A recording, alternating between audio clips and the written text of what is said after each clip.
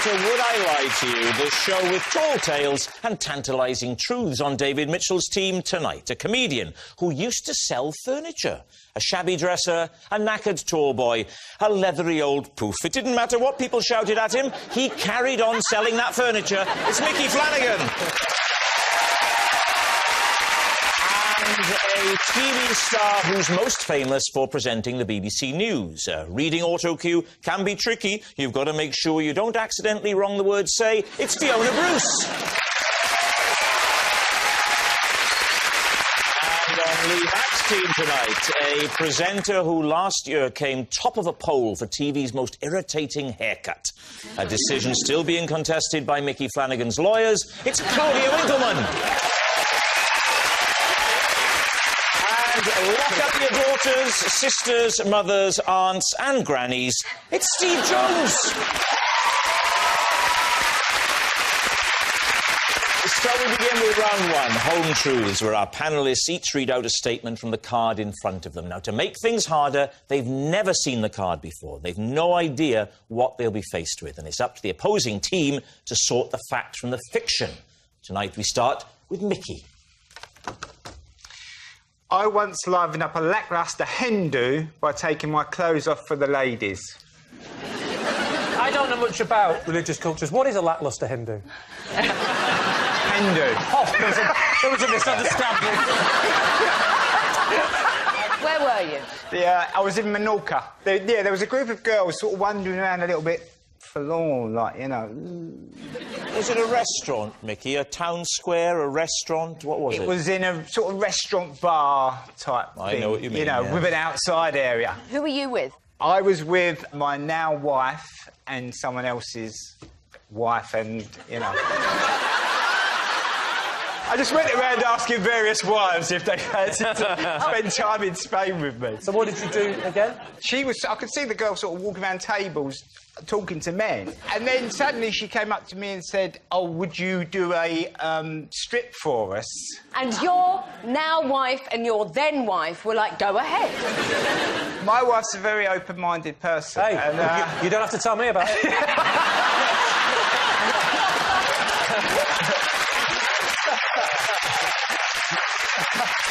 So she said, will you do a strip? To be honest with you, I initially said no.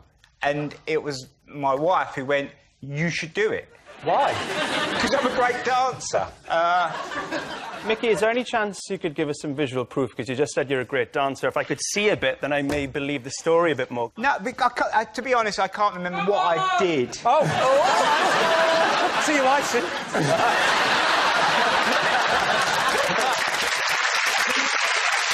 Dear group pressure. It's not a group, really. It's just one person who's shouting, "Come on," to the TV It can recording. spread, though, Dave. Yeah. I've seen it spread. So go on, Mickey. So there you were in the restaurant. Your wife said, "Go on, Mickey, have a strip." What happened next? I sort of then had to set the scene. Set the scene. Did you have props? Not props, but I know I need a stage and a pole. I don't think male strippers have poles, do they? Why not? A man can swing round a pole, can't he? I think you're thinking of Morris dances. I told him to play Keep Your Hat On, classic. And I sort of just improvised from there, So just really. by complete coincidence, they had the song you asked for? Yeah, well, I went and checked with the DJ. What kind of restaurant was it? I would say dubious.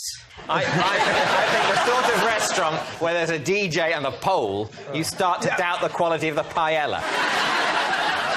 And how much did you take off? I sort of got to my pants, and then I could see across the restaurant, bar, diner, alfresco area. My wife went to meet... Even though 10 minutes earlier she said, you should strip for them, they're sad, they're having a rubbish time. I said she was open-minded. She's got standards. No, she hasn't. OK, I want to try and set this scene. You're there, the hen is there, your two wives are there. We're wondering, is he going to do it, is he going to do it? You scamper up to the DJ, you have a word, and you say, hit it.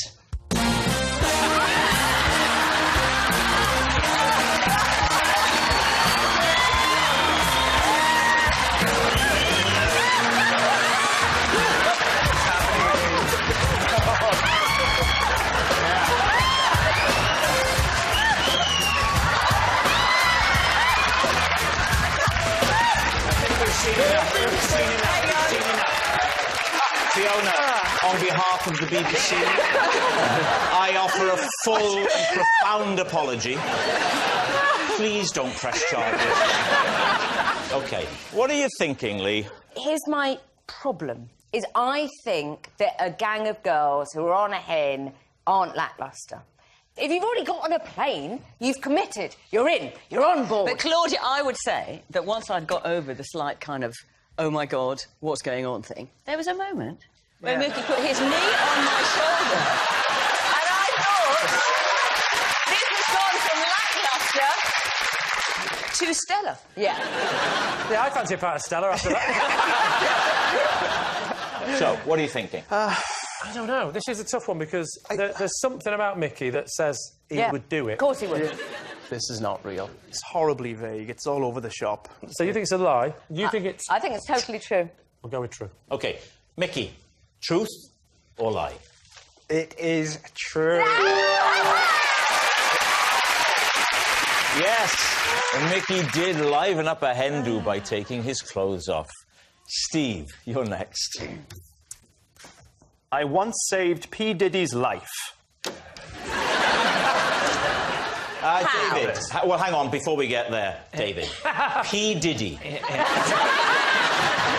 Where does one begin? A rapper, a singer, very popular, sells a lot of records. Right. We can have a look at a photo. Here he is. Take a look. For viewers at home, perhaps. That's the man whose life I saved. Right. So how did you do it? He was drowning, and I saved him. I jumped in and I saved him. You were lucky he was drowning, because you couldn't have saved him from drowning if he'd been choking. What was he drowning in? Water? OK, where was this? Where was this? Saint-Tropez. Get you? You and P. Diddy in the sea in Saint-Tropez. Yes, indeed. So were you were socialising with P. Diddy beforehand? You didn't just happen to come across him? Yeah, we were socialising. We were on the same boat together. Hang on a minute. Are you Welsh? Yes, I'm a Welsh person. Then I find this very hard to believe. So why were you on this boat? We have a mutual friend who owns a boat. What, you and P. Diddy? Yes. Derek Evans from Pontypridd. Derek has been very close to Diddy for some years now. When was this? 5 years ago? 4 or 5 years ago. 4 or 5 years ago, all right. Why were you both in Saint-Tropez at the same time? It was Cannes at the time, and we just went there to party. And she said one day, oh, P. Diddy's joining us tomorrow. And I was like, oh, cool. And why did you get invited? I'm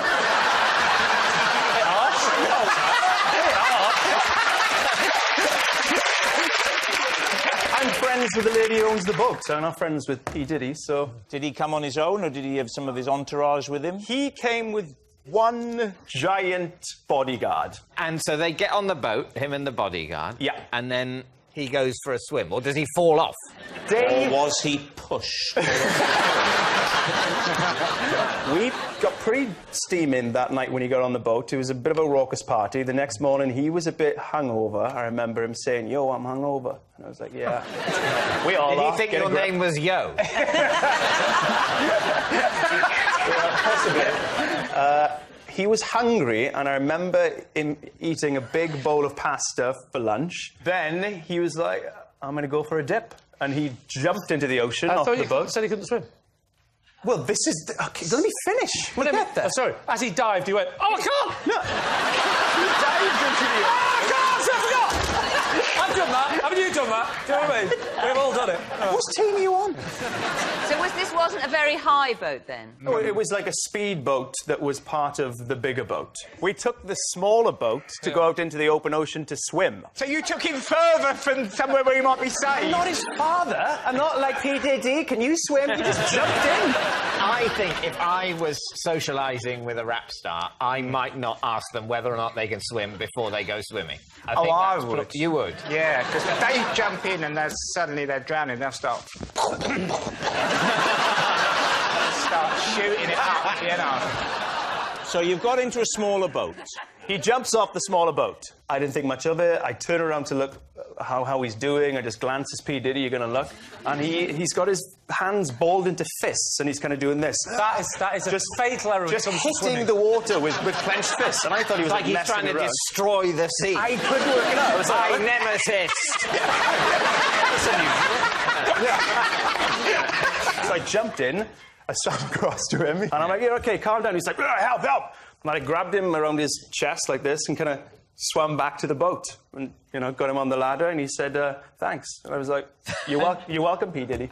All right. So what are you thinking, David? This is the most ridiculous story I've ever heard. Well, I think that if P. Diddy had done anything that stupid and you would have saved him, he'd have said to you, nobody ever hears about this, do you understand? The various rap stars whose lives I've saved, they've all sworn me to secrecy.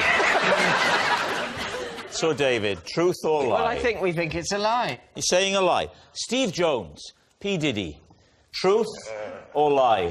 It is true.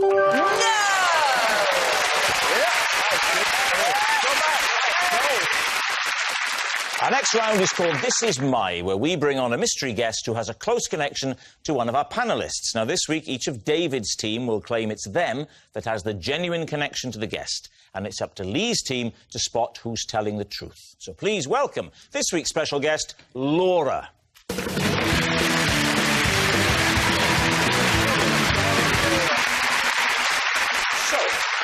Fiona, what is Laura to you? This is Laura. She fell asleep when she came on the Antiques Roadshow while an expert was valuing her egg cups. Mickey, how do you know Laura? This is Laura. She owns my local chippy. And she said if I got her close to Steve, she would give me free chips for the rest of the year. Finally, David, what's your relationship with Laura? This is Laura. She's the first woman I ever bought flowers for. I gave them to her to say sorry for being sick on her floor. So there we are. Fiona's conked-out collector, Mickey's chip shop chum, or David's bouquet buddy. Lee's team. OK, so, Mickey, when was this incident? It's not an incident. It's built up over time, because I've been going in there and Laura says to me, oh, I've seen you on the TV, and we got chatting, and she's always going on about Steve. Oh, do you ever work with Steve? And I'm like, Oh, yeah, this is he's just all right. coincidence. He's young and good-looking. I'm like, yeah, thanks. What's the name of the chip shop, Mickey? The Zappian. The what? The Zappian. What does that mean? Zappian. I don't know. Not everything makes sense in the world. All I know is that I used to live very near you, as you know, and I don't remember... Hence the court case. Yeah. I don't remember the Zappian chip shop. I sort of stumbled on it, if anything. It was sort of en route, because I would normally go to the Codfather, as you know, in East Dulwich. I prefer the new one, the Codfather 2. Set the scene and talk us through the moment when you knew you were going to be on with Steve and you had this thing to tell. How did it go? I come in with my little boy, Friday night tradition, we go and get fish and chips, right? Okay. I know you see your boy on a Friday night. Yeah, but he finishes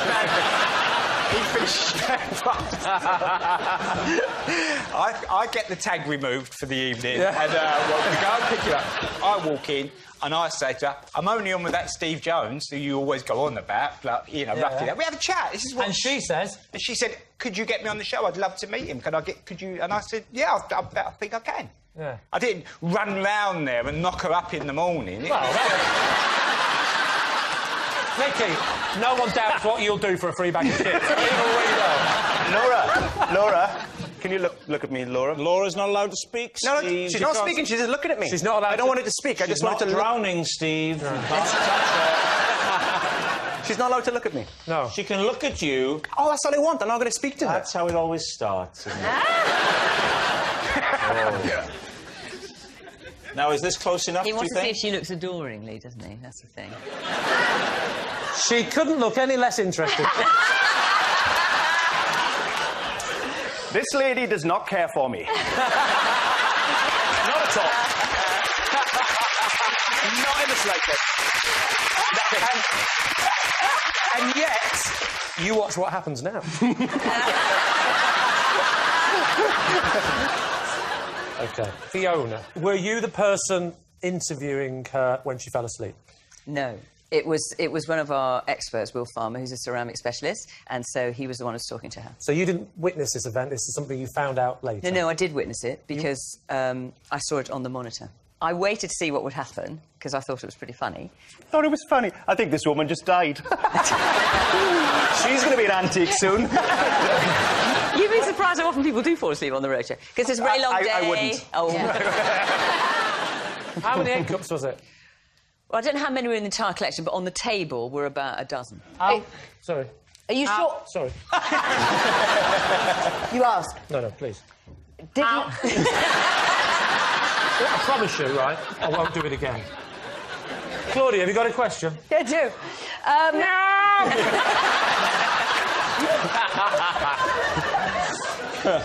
Did Laura immediately say, yes, I've fallen asleep? Like, was she open about falling asleep, or did she wake up and do that thing where, I think I've got away with this? She kind of went like that. How much?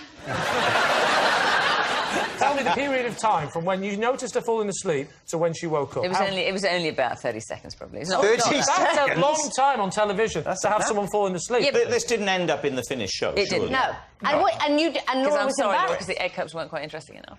Oh, dear. OK, David, tell us your fact again, if you can remember it. Well, she's the first woman I ever bought flowers for, and it was to say sorry for being sick on her floor. Right. When was this? I was a student, so it would have been in the mid-90s. Was it a party? It was sort of... there were a group of people had gone back to her room after being David, at a bar. just so you know, that's called a party. Well, well... what I'm saying is invitations hadn't been issued. Right. Right. Yeah. You don't have to...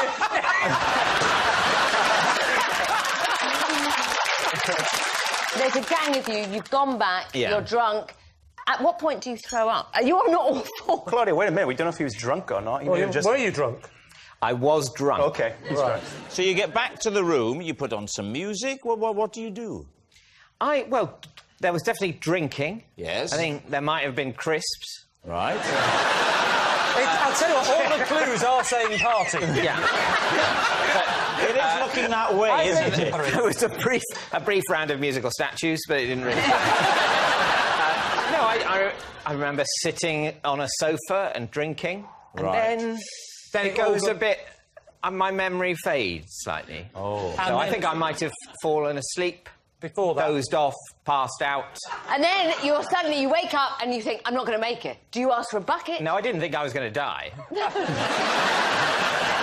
I don't remember much. I remember I wake up, I'm definitely going to be sick in a minute, and I essentially have enough time to lean forward. Oh. And then someone produces a bin. Sort Yes. of, I would say, 60% of the way through the process.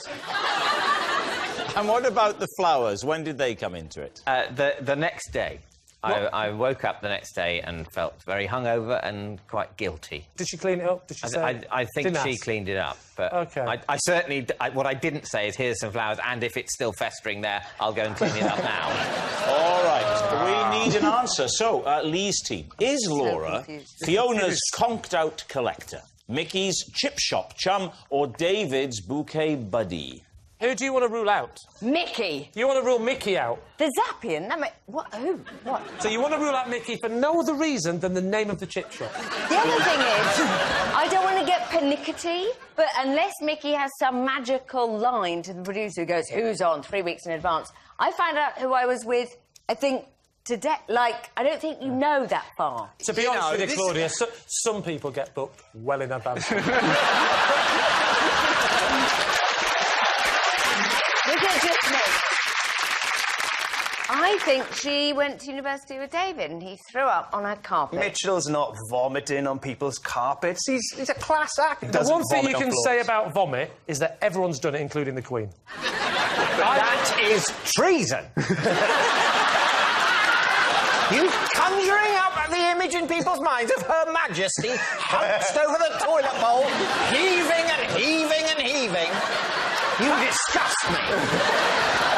Wouldn't it be a crown falling in, taking it out, giving it a rinse?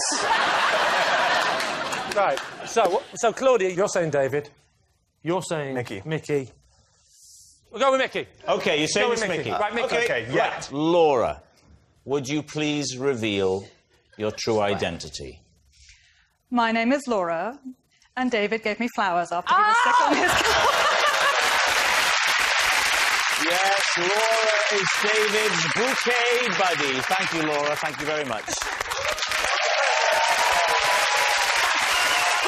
Which brings us to our quickfire round, Quickfire Lies. And we start with... It's Fiona. I have a recurring dream in which a monkey in silver hot pants feeds me soup from a bowler hat. Oh! please, team. Do you find primates attractive? It's that primates find me attractive. Well, we've seen that with Mickey earlier. When was the first time you had this dream? I've been having this dream since adolescence. OK, what kind of monkey is it? I don't know exactly what type. It's a bit like a capuchin monkey. It's quite small. Are they the ones with the frothy bit and the chocolate on there? How does the dream affect you when you wake from a night having had this dream? Do you awake fulfilled? Are you a better... That's not what I meant, and you know that. Do you wake in a good frame of mind, or are you troubled? I am satisfied. I am sated. I am replete. Where are you in the dream when the monkey's... Is he feeding you, you say? What are you wearing? I don't notice that. Yeah, what are you wearing? I never noticed that. It doesn't form part of the dream. Do you think there's any amorous connotations to this dream? You know, you got the little Kylie Minogue hot pants on. Probably why you can't get it out of your head. And you've got... So what do you think? Could this be true? I think it's so brilliant, but I think Fiona might just be a fantastic liar. She was very quick on her answers. I think it was... True. I think it's true. Let's go true. We'll go with true. OK. Fiona Bruce, truth or lie? It is a lie. Oh!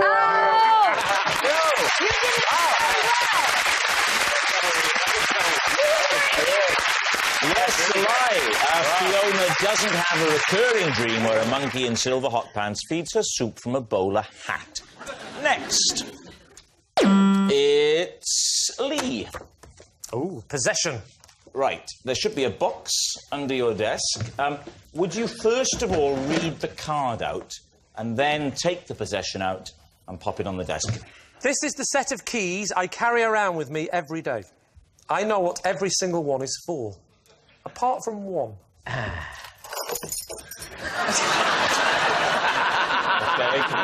The box back on the floor.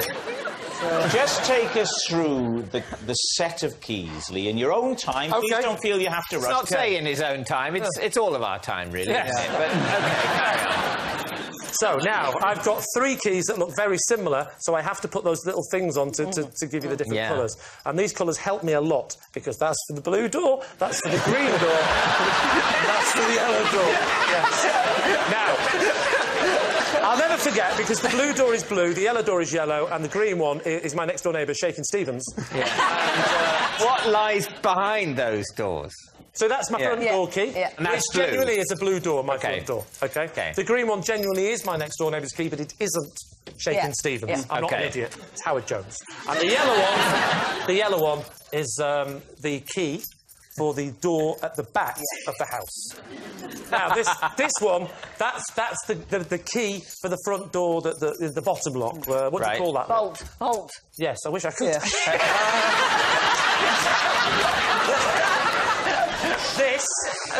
This unusual-looking key, that's for the money chest. Money chest. That's for a small tin that we keep some money in. Right. And some things that we don't want the kids to see. Why don't you want the kids to see money? And what else There's don't other you things want the in kids I to don't see? mind them seeing the money. Yeah, It's the other things I don't want them to see. Like what? The remains. So, OK, that's where you keep your money and the remains of those who you've killed. Yes. Then you've got PBU. That's that one there. What does PBU stand for? PBU on the keyring. Yes. It's the place for bins, you.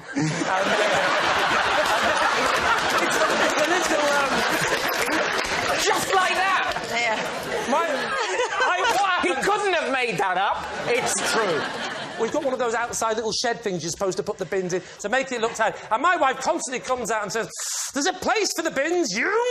And to help me remember, that's the key, I put PBU on the thing. So you give yourself the job of remembering the night before the bin men are coming to go out, unlock these bins. Every time you go to put some rubbish away, you unlock the bin. No. This is none of this. Because the shed that the bins are kept in doesn't have the lock. The gate leading to the shed that the bins are What's going in these bins? My wife Katie thinks more of the bins than me. Then we've got this little baby here. Oh, this tells a story. This one is for the safe. But the safe, bizarrely, it was already in the house and it's behind a picture. How exciting. The key has never fitted. We never know what's in the safe. Now, what is the picture in front of the safe? The picture under the safe? Yeah. Oh, that picture. You know the safe that doesn't exist? Well, There's a picture that doesn't exist in front of it. This is What's the bit. it of? It's obviously a painting of your bins. This is the bit. This is the bit you're all going to find. That must never be taken This is from the bit house. you're going to find crazy. It's a picture of the safe. I know, it's crazy. It's absolutely crazy. And this, David, is the key to your heart. It's not. That is to the side passage. And it's quite annoying. It's quite annoying to get through the side passage because I have to open the gated community to the bins, and that takes me through to the side passage, which I open, and that's all the keys apart from this one. Do you know what that one's for, Fiona? Nobody knows. And how did you get that key? That key. Give it to... And this is the bit that's not funny, and I don't want any jokes. My great-grandfather fought in the First World War, and he had a key round his neck, and we don't know what the key was for, but it was passed on. He gave it to his father. His father gave it to his father. He gave it to his father. So he passed it on backwards in time.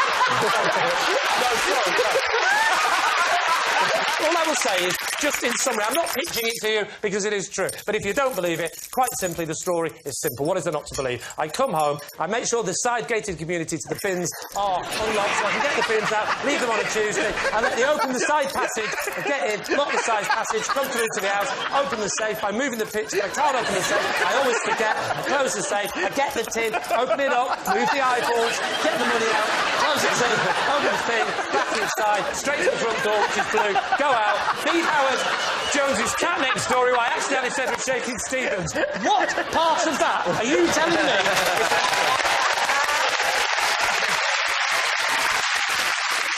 So what are you going to say, David? What does your team think? I think we're going to say it's a lie. Saying it's a lie. Lee! Was it the truth or was it a lie? It was a lie.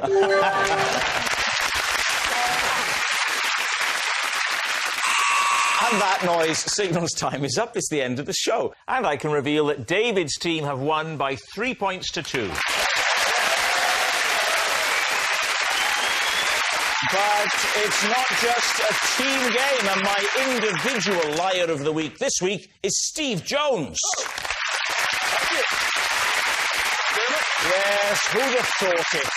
Wales' best-looking man telling Steve Jones that he's the liar of the week. Good night.